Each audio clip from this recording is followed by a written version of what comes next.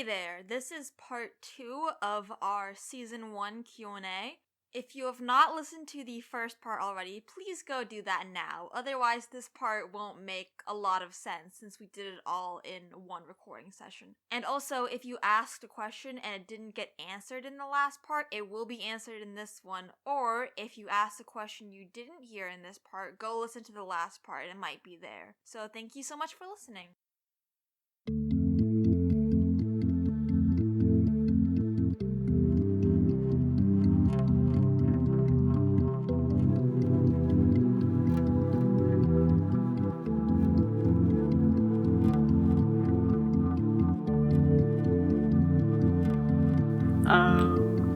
Moving right along.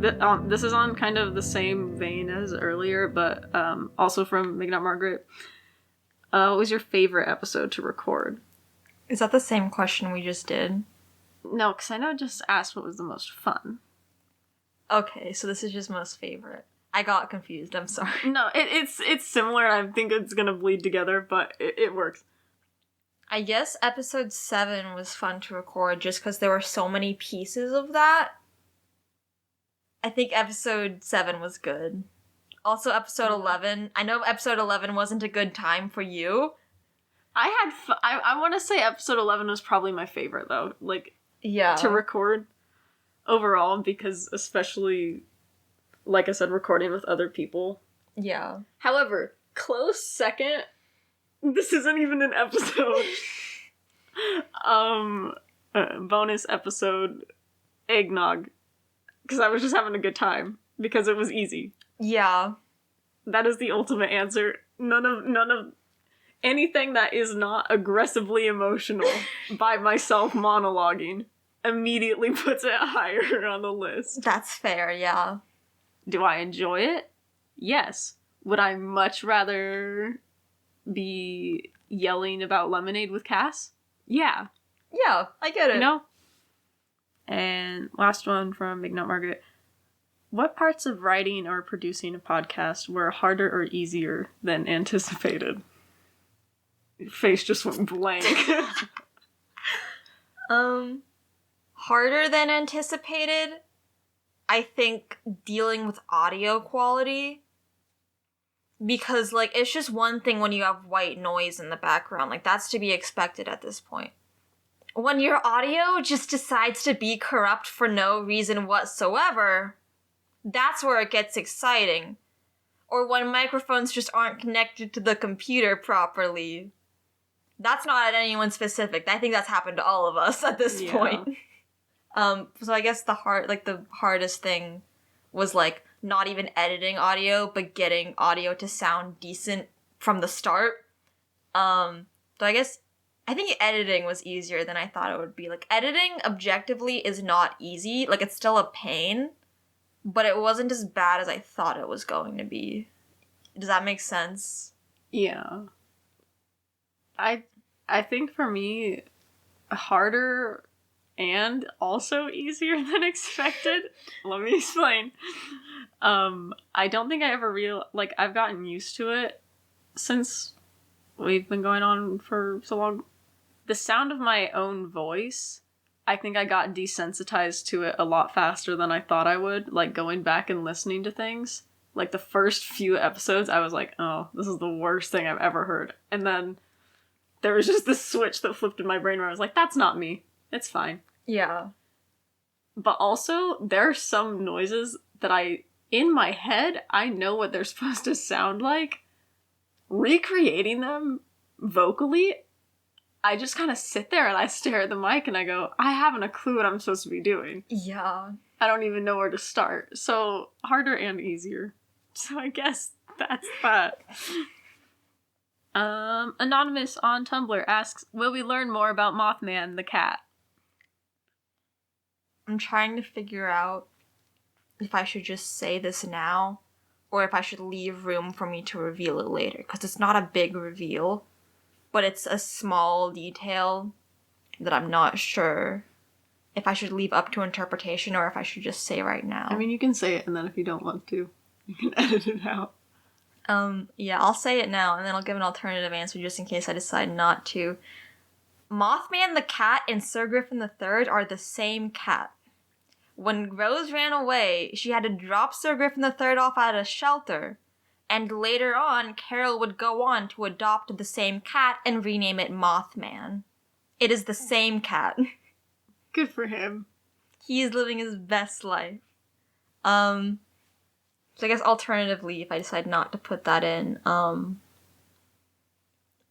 mean, don't get your hopes up that Mothman's gonna be, like, the one to, like, save the world at the end of the show. But you'll probably see Mothman again at least once. Like, he'll probably come up. I think that's about right. Okay. Yeah. Okay. Radical reliable randomness on Tumblr. Number 1. What is Irene's favorite song? We've got a few favorite song questions. I will say that. That's a great question. Or themed. I know what I meant. It's fine. Yeah. I think, and this answer is just a little bit funny to me. Not haha funny, but funny. And I think it's in vain with her music taste. I think All I Wanted by Paramore. And if not that, I literally made a playlist of song sheets. Hold on, I'm gonna look at it. It'll be... Save Rock and Roll by Fall Out Boy, obviously. I think that's a pretty viable option. I just couldn't think of, like, a good Fall Out Boy song in time. Really. Dance Dance. That's kind of a vibe. We should keep listing Fall Out Boy songs. See, I put Get Busy Living or Get Busy Dying on the playlist for her, which, in case you aren't aware, if you don't follow us on our socials, there are 2 playlists out there. One for Irene's music taste and one for Aiden's music taste. Not to be mistaken with character playlist, but songs the characters would listen to were they real.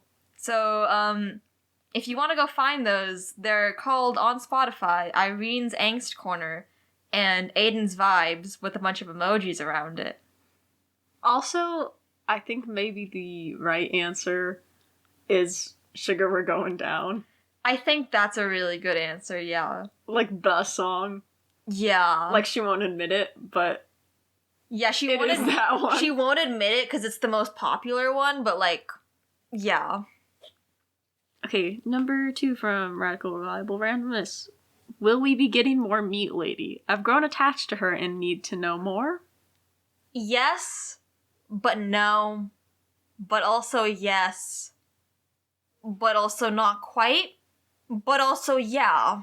There will be a little more context given. Not explicitly in the way you're asking, but she's not just gonna disappear. Like, Meat Lady will be brought up again, like, I will say that. Not in the way that you expect. All I will say is she really Meat Lady, or is she the lady who buys the meat for Meat Kid? Alright, I think that's answered. That's about right. Okay, from same person. Is the automated voice solely for creep factor, or is it meant to signify something more? This has been eating at me since it first started getting distorted. Okay. I can't say too much of this without getting into spoiler territory. The automated voice is there for a reason. It is signifying a very specific message. But I won't say what it is. But it is important. Yep. I don't have anything else to say besides that. Okay. So this one is from Isabel Rosie, but with a 1 for the first I on Twitter. What are advantages of a podcast as a way of storytelling, and what makes it harder? And it says, I love Heart of Ether, by the way, and I'm super excited to hear where it's going, with a little smiley face. That's very sweet. Thank you. Thank you. I think some advantages to it is that because we're not... And to say this, I'm going to have to compare it to other mediums I've worked with. The pro of making a podcast is because it is not a visual medium. You can have whatever crazy stuff you want happen, and you do not have to create a visual for it. Like, if I had to adapt the Heart of Ether into a film, how would I make Dirt Monster real? How would I do that? I can't do that. I don't have fancy CGI. But can I edit a bunch of dirt sounds together? You bet I can. But alternatively, what's difficult about making a podcast is that when you're writing something like a short story or a novel, all of your, like, setting descriptors or character descriptors all come from written descriptions, so it's very, like, there's no room for misinterpretation, like, you're just describing what it is. In the audio medium, you can't just, at least in the format we're doing it in, you can't just blatantly describe this is what's happening. You have to have an in-character reason for the thing to be described. Because the thing about it is that people, when they see something, they aren't just going to outwardly describe what they're looking at unless prompted. Because who does that? Like, who walks into a room with someone and goes, well, look at this chair over here, or look at the art on the wall, because they're looking at the same room. So, kind of, I guess the way to get around that is by making the show through the medium of Irene talking to Rose. Irene knows that Rose can't see, so she is forced to describe these things, so the listener is also hearing these descriptions. I don't know if that makes sense. Does that make sense? No, it makes sense. Okay, yeah. But I think probably the most difficult thing about podcasting is getting the message through to your listeners of what is happening that they cannot see. Yeah. Yeah. Yeah, that checks out. Okay, so Anonymous from Tumblr says, did the idea of the show change over time, or were the initial thoughts the same as the show now? So before you answer this, I could say the answer is no. Because every so often Val will come to me and go, hey, what if this happened? And I go, now, why would you say something like that? Please put it in. So I don't know if you want to elaborate on that. It's very spoiler-free. But I do get a lot of ideas run by me that were not initially there. I can say that. You know, I definitely, because I don't know, God, I really want to say this because I think it's funny, but I know it'll be a spoiler.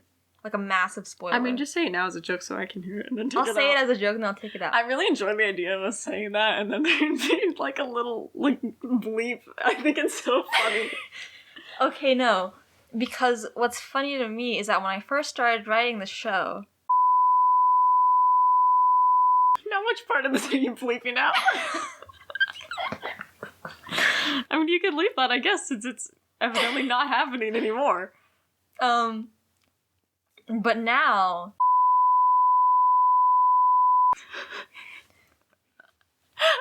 Well, okay, because here's that, is that the first night you brought it up to me, I think one of the phrases you said was, Alice isn't dead, but... Yeah. And every day, that gets a little less true. Who knows? I don't even know if I can leave any of that in. It's fine. But to answer the question, the show has made a lot of changes. The general idea has definitely stayed the same, you know, creepy town, lesbians, that hasn't changed. But lots of other things have. Yeah, okay. Next up, S_Hellman on TikTok. Where do you get your inspiration from? This is a great question. The answer is yes. Yeah. I feel like the more I try to answer this, the worse it's gonna progressively get. My teenage years have been devoted to spooky, cryptic podcast, and, just generally that sort of vibe. So I think that definitely had an influence on my personality and my writing style. In terms of other, like, specific sources of inspiration, I am mentally ill. I am queer.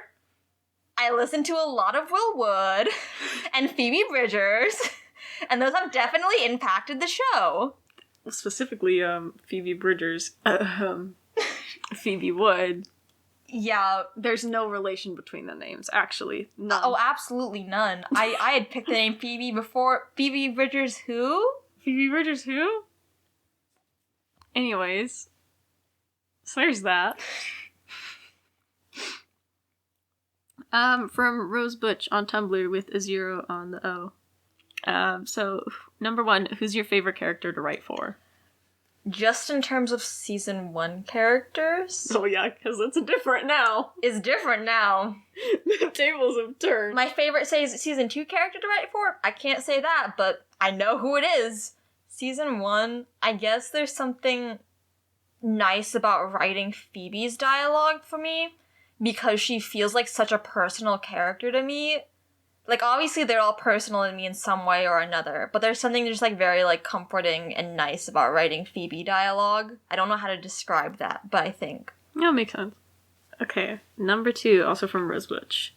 And now, this is a very spoiler-loaded question, so, don't worry about it too much. I'll tiptoe around it. You it's can fine. say yes or no. Okay. If you need to. Okay. Do you have any plot points you're super excited for? Yes. I think there's a way I can say some of this that won't be super spoiler loaded. I think I can. Let me know if you think this is too far. Okay.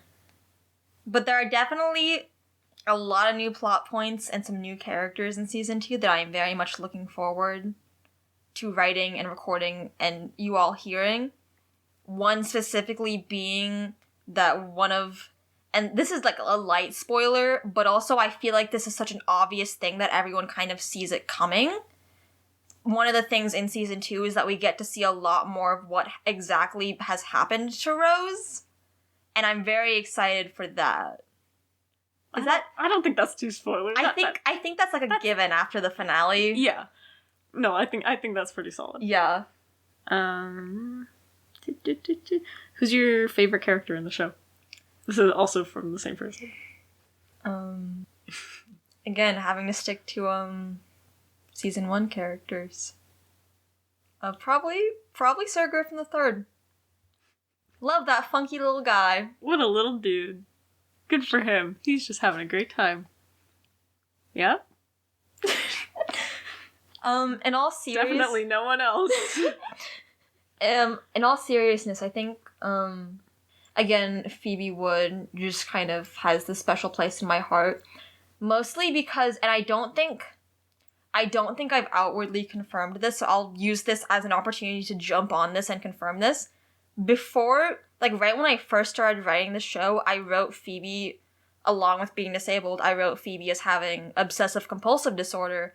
And then, same month the show gets released, sure enough, guess what I get diagnosed with?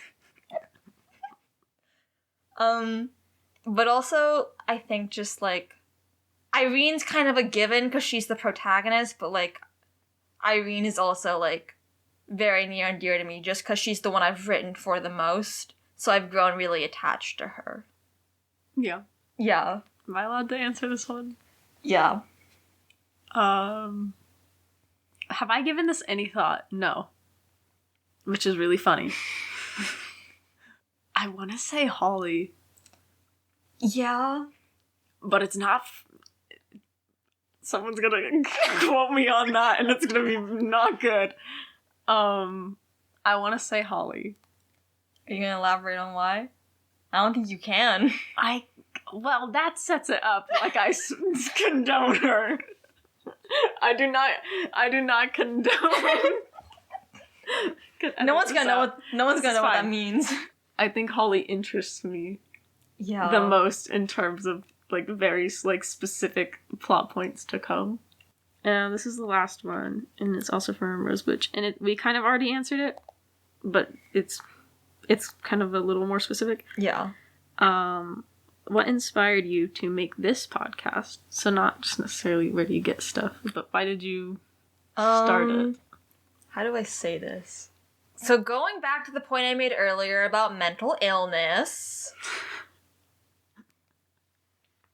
Because, okay, I don't want to get too, like, # deep into, like, my psyche or anything on the show.